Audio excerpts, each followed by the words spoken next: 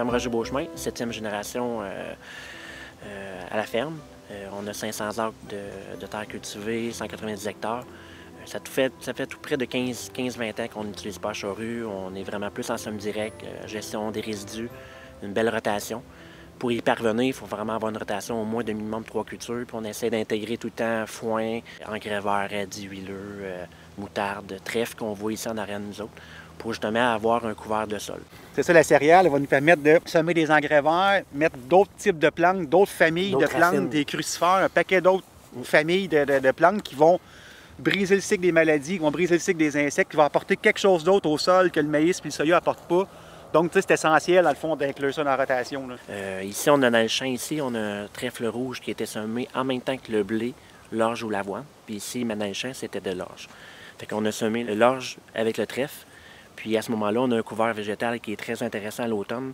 On a une possibilité d'aller chercher presque une prairie de foin, mais vraiment amener des racines au profil.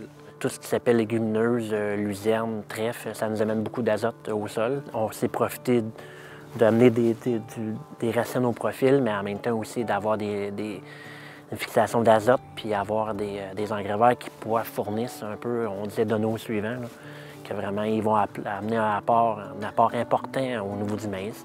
Je regarde le maïs, oui, c'est ma culture la plus payante, mais c'est ma culture que je dépense le plus aussi en intrants.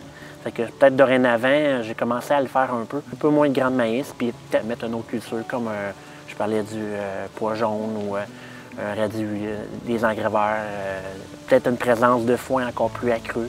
C'est des choses que, en calculant les marges de profit, la durabilité de l'agriculture, peut-être aller vers ce pas-là. Avoir une rotation puis avoir des résidus de culture comme ça, puis bien la gérer avec une diversité, mais c'est là qu'on vient avec un travail de sol qui est plus minime, puis des fois aucun travail aussi à ce moment-là. Ce que Yannick fait, c'est pas quelque chose qu'on voit vraiment qui est fait partout sur les fermes, mais par contre, c'est quelque chose que nous, les agronomes, on encourage les agriculteurs à faire. Ça, c'est vraiment, c'est exceptionnel. C'est exactement ça qu'on veut, c'est vraiment ça qu'on recherche. Là. Vraiment fourni en racines, puis vraiment le côté, là, je dis grumuleux, mais tu sais, d'agrégat. La vie dans le sol. Exactement, la vie dans le sol, comme on a vu, là, il y a un autre beau ver de terre ici.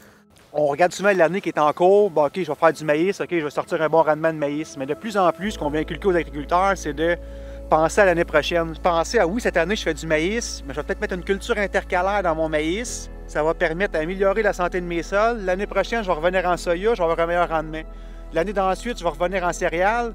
Bien, je vais encore avoir un meilleur rendement dans ma céréale aussi. Fait que, il faut toujours penser. Donner au suivant. Exactement, donner au suivant, penser aux prochaines années et aux prochaines cultures. Puis ça, c'est quelque chose dans la région qu'on voit de plus en plus. C'est pas parfait, là. Non plus, c'est pas toutes les fermes qui sont rendues là non plus, mais c'est quelque chose qu'on encourage les fermes à faire parce que c'est vraiment pour leur rentabilité dans le futur, ça va être indispensable. C'est sûr que c'est rentable parce que aussi, je vous dirais, on va stabiliser le rendement dans nos champs. Puis souvent, on a l'impression qu'on va tout le temps dire « bon, mais le maïs, j'ai sorti tant », mais il faut prendre l'ensemble de la rotation au complet pour avoir une marge. Puis on a l'impression tout le temps qu'on dit « ah, on veut tout le temps savoir quelle culture qui est la plus payante ». Mais je pense que chaque culture a besoin de la prochaine. Puis c'est vraiment une rotation sur 4 ou 5 ans. Puis là, on va chercher une marge de culture. Puis la marge de culture, on a des engrais verts là-dedans. On a des apports de chaux, on a des apports de fumier. Puis en mettant des racines dans le profil, finalement, on a une rotation rentable puis qui est durable aussi en même temps.